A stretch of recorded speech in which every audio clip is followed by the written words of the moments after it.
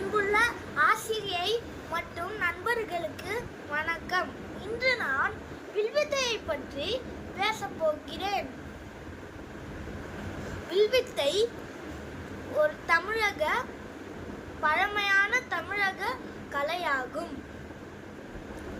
இதில் வில்லும் அம்பும் பயன்படுத்தப்படுகிறது.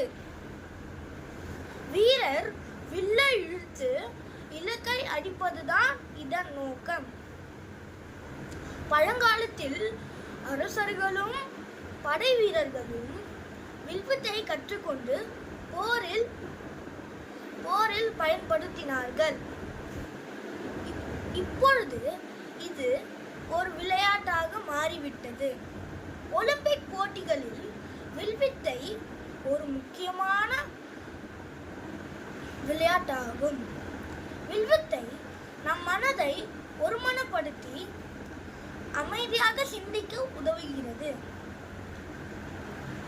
இது நம் உடல் கட்டுப்பாடு மற்றும் கவனத்தை அதிகரிக்கிறது.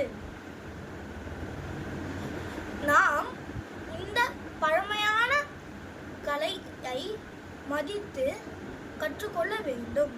நன்றி.